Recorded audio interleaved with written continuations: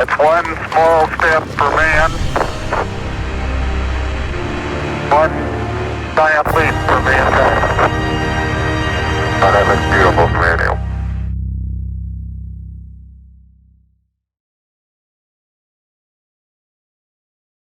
Diversidade e inclusão. Um tema cada vez mais presente no dia a dia das pessoas e que toca cada uma de maneiras diferentes. E um tema presente no meu dia a dia, praticamente a metade da minha vida, e que me toca profundamente.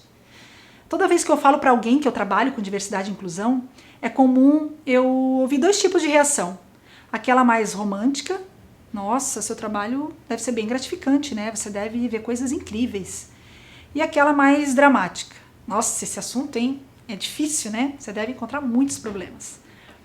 É claro que eu já vivenciei situações maravilhosas e situações horríveis e lamentáveis.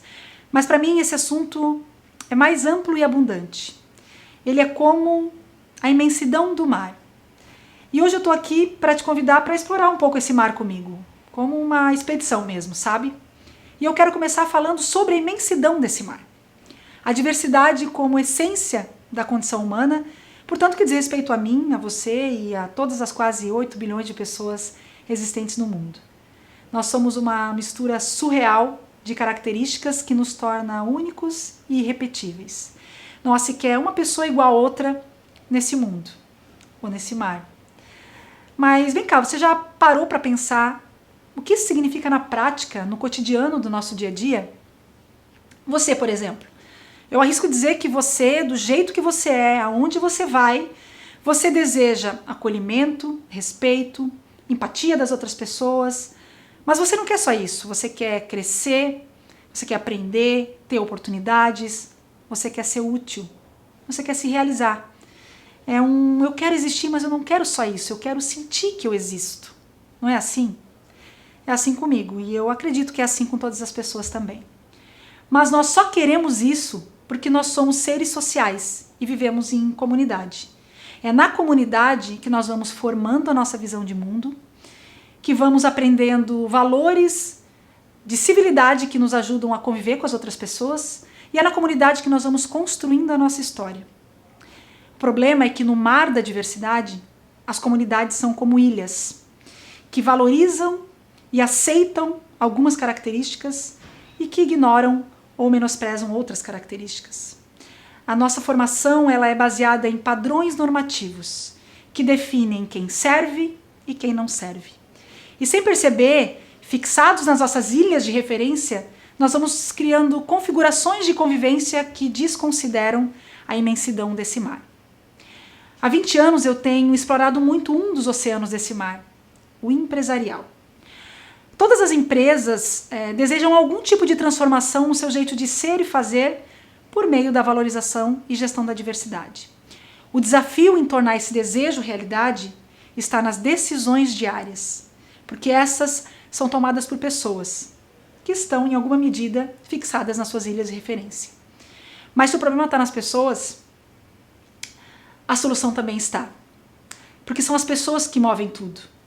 E o que eu tenho aprendido sobre elas nesses anos todos também é sobre mim. E é por isso que eu quero compartilhar 3 aprendizados que têm me ajudado a explorar esse mar e que eu acredito que podem te ajudar também. O primeiro deles é que todos nós temos medo da diversidade. Lá no final dos anos 90, ainda estudante de serviço social, eu estagiava numa instituição e liderava um projeto que encaminhava pessoas com deficiência intelectual para o mercado de trabalho. Na época, o número de empresas que contratavam pessoas com deficiência era quase 0. Sabe quando você vê uma oportunidade real de tornar o mundo melhor? Eu estava muito entusiasmada. Então eu idealizei na minha mente, no meu coração, o que aconteceria e eu mergulhei naquele oceano.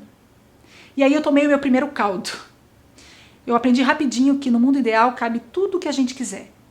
Mas na vida real, o buraco é bem mais embaixo. Um dia uma mãe me chamou e me disse: minha filha tem 36 anos, nunca pegou um ônibus sozinha na vida. Você acha que eu vou deixar ela atravessar a cidade, pegar 4 ônibus por dia para trabalhar numa empresa que eu nem sei se quer ela lá? O gerente estava muito bem intencionado, mas cheio de preocupações com os clientes, como eles vão reagir, o que vamos fazer. E os alunos estavam confusos, Um deles me disse, eu não quero sair da instituição, eu não quero deixar meus amigos. E eu comecei a duvidar se aquilo ia dar certo bem antes de aquilo começar. Muita intenção, pouca noção, o caos se instalou dentro de mim. E aí, numa conversa franca comigo, a minha orientadora me deu um chacoalhão e me perguntou, Viviane, do fundo do teu coração, você acredita que isso vai dar certo? E para poder responder com honestidade essa pergunta, eu mergulhei profundo dentro de mim. E sabe o que eu descobri? Que eu não acreditava. Eu não acreditava porque eu estava com medo. Na verdade, eu estava apavorada. Eu estava com medo de os alunos não conseguirem, estava com medo de decepcionar as famílias, de comprometer a imagem da instituição, de não ter todas as respostas. Eu estava com medo daquela diversidade. Mas eu mergulhei mais profundo, porque eu queria entender a origem desses medos. E aí, pela primeira vez na vida, eu acessei e reconheci os meus preconceitos. Foi doloroso, mas libertador. E para poder sair daquelas ilhas de referência e explorar aquele mar, eu fui prática. Nós colocamos todas as nossas expectativas e medos para fora e juntos nós compartilhamos a nossa responsabilidade pelo sucesso daquela ousadia. Porque na época aquele projeto foi uma bela de uma ousadia. E os resultados foram incríveis. E pela primeira vez na vida eu também experimentei o poder da inclusão. E mesmo sem entender direito em palavras a sua dimensão, o fato é que eu aprendi a surfar uma bela de uma onda nesse mar, a primeira delas. Quando eu chego numa empresa, é comum eu encontrar declarações que citam a diversidade como um valor ou que expressem claramente, em diferentes palavras, a mensagem: aqui todos são bem-vindos. E numa primeira olhada é fácil perceber que há uma lacuna entre o que está declarado e a realidade. As pessoas são muito abertas ao campo das ideias, mas com dificuldade de materializar em ações concretas esse desejo. Elas estão fixadas nas suas ilhas de referência. Então, no começo de um trabalho é comum eu ouvir frases do tipo: não temos muitas mulheres porque o nosso processo produtivo demanda muito esforço físico. Nosso processo é muito arriscado para pessoas com deficiência. Ou então, somos muito formais, então aqui as pessoas não podem vir de piercing, não podem ter tatuagem, cabelos coloridos. Ou o extremo contrário. Aqui somos muito abertos, mas somos uma empresa jovem, super descontraída, então apelidos e piadas são inevitáveis, né? Algumas pessoas não se encaixam.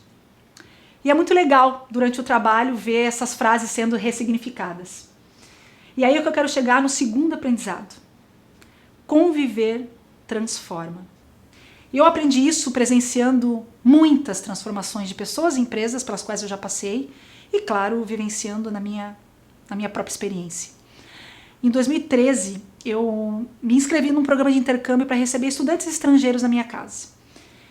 A coordenadora me ligou para me oferecer uma candidata e logo no começo da conversa ela me disse que a garota era muçulmana. Meu coração disparou. Em um segundo eu pensei em meia dúzia de noticiários que eu tinha assistido na TV, na extrema diferença cultural e nos possíveis problemas de convivência que na minha cabeça seriam milhares. Então eu fui logo refutando, disse que não dava, que eu esperava uma outra candidata e a moça me perguntou, mas qual é o problema? E eu não sabia qual era o problema. Eu só sabia que eu não queria. Então numa conversa com meu marido Charles, eu contei do que aconteceu, falei da minha negativa e ele me olhou incrédulo e disse, mas o que tem ela ser muçulmana? Não estou te entendendo. Vem cá, tu não és a especialista em diversidade e inclusão? Que papo é esse que ela não serve? E a cada pergunta que ele ia me fazendo, ele ia me salvando de um baita, de um caldo que eu ia tomar. E juntos a gente decidiu mergulhar nessa experiência de braços, mentes e corações abertas. Özlem Ferber, uma jovem incrível, que se tornou muito mais do que uma hóspede, mas uma querida amiga que a gente aprendeu rapidamente a amar e que nos ensinou muito sobre a sua cultura, sua religião e como vive dentro de casa a diversidade, já que seus pais são imigrantes turcos e ela e os irmãos nasceram e vivem na Alemanha. E eu, que me incomodava com as declarações das empresas, percebi que também posso ser incoerente, porque dentro da minha declaração, todos também são bem-vindos. A Cláudia Werneck, da Escola de Gente, faz uma provocação fantástica sobre isso. Ela pergunta, quem cabe no seu todos? E o mais legal é que não importa o tamanho do seu todos. Ela diz que o importante é o tamanho do quanto esse todos pode crescer. Conviver transforma porque traz luz à nossa consciência. E a consciência é a mãe da responsabilidade. É a partir dela que a gente pode se permitir mergulhar mais profundo e começar a se sentir parte da imensidão desse mar. E aí a gente chega no terceiro e último aprendizado. Quando a gente se transforma, o mundo se transforma. Em 2014, quando a maternidade bateu na minha porta e colocou a Nina nos meus braços, eu pensei, meu Deus, que mundo eu vou deixar para minha filha? E eu logo percebi que a pergunta a me fazer era outra. Que filha, que ser humano eu vou entregar para o mundo? Então eu montei logo o meu combo. Muita literatura, música, filmes, brinquedos, um estímulo à convivência com a diversidade, tanto quanto possível, e muita conversa. Sempre tentando mostrar para ela que são as diferenças que fazem o mundo ser muito legal. E é muito lindo ver o Charles comigo nessa, porque, além de mim, ele também tem que revisitar suas ilhas para poder contribuir. Mas ela está crescendo, tendo outras referências, e as perguntas começaram a chegar. Eu gosto desses momentos porque acredito que são oportunidades para mostrar para ela como é o mundo e como eu gostaria como mãe que ele fosse. Em alguns momentos eu me sinto bem confortável, porque as situações são muito simples, mas outras situações são muito desafiadoras. Como, por exemplo, quando ela me perguntou o que é racismo.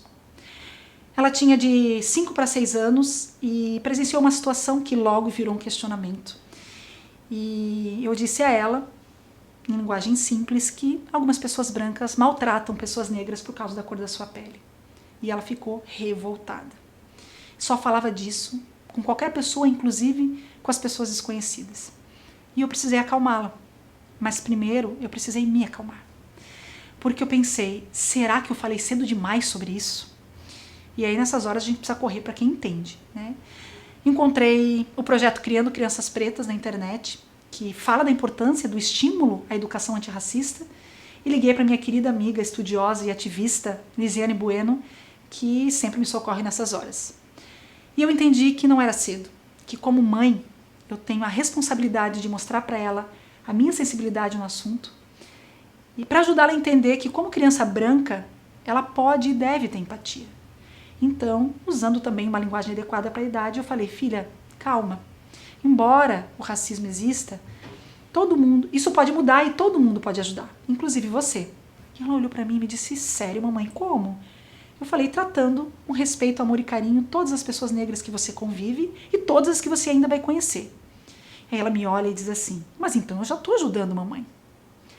Eu não sei se eu usei as melhores palavras, mas eu acredito que a gente precisa se encorajar para tratar esse assunto, mesmo correndo o risco de errar. Porque o risco maior é na educação dos filhos a gente se calar e o nosso silêncio perpetuar discriminações e desigualdades que são frutos do racismo. Eu procuro fazer isso com todos os temas com os quais eu não tenho conhecimento total ou que mesmo se tenha, eu não saiba como lidar com ela como criança. Para mim, isso é transformar o mundo. E sabe por que eu escolhi essa história para ilustrar esse aprendizado? Porque todos nós, sendo pais, mães ou não, somos referência na vida de alguém. E tudo o que nós falamos e fazemos tem um impacto gigantesco na formação e na transformação desse alguém, sendo criança ou adulto. Você, com certeza, você é referência na vida de alguém. Você já parou para pensar que tipo de referência você tem sido nesse assunto? No começo da nossa conversa, eu contei que muito cedo eu experimentei o poder da inclusão, sem entender direito ainda o que isso significava em palavras. E depois desses anos todos eu aprendi que se diversidade é imensidão, inclusão é movimento. É ação e ação com intencionalidade. Aquela ação com vontade dentro, sabe? De transformar mesmo. Uma coisa é fato. Esse assunto vai chegar em você. E ele pode chegar como uma marolinha ou como um tsunami. Para a gente perder o medo da diversidade, é importante a gente olhar com seriedade, mas também com generosidade para os nossos medos e reconhecer os nossos preconceitos. Para a gente se transformar, é importante a gente se permitir conviver com pessoas que nos tirem das nossas ilhas de referência e fazer esse movimento proposital. E para a gente transformar o mundo, é muito importante que a gente compartilhe tudo o que a gente aprender sobre esse assunto para estimular a inteligência e a sensibilidade de outras pessoas, influenciar as mudanças.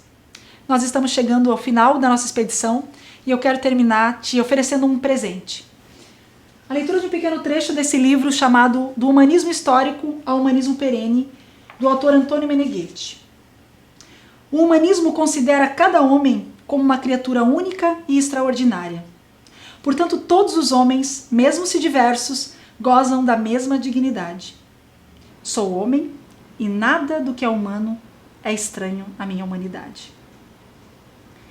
A aceitação das diversidades é estímulo. Portanto, o humanismo quer e ama as diferenças. Eu acredito com todas as minhas forças no humanismo, na força e no poder de transformação que há dentro de cada um e cada uma de nós. E, por favor, não subestime a sua importância. O mar precisa de todas as gotas para ser imensidão.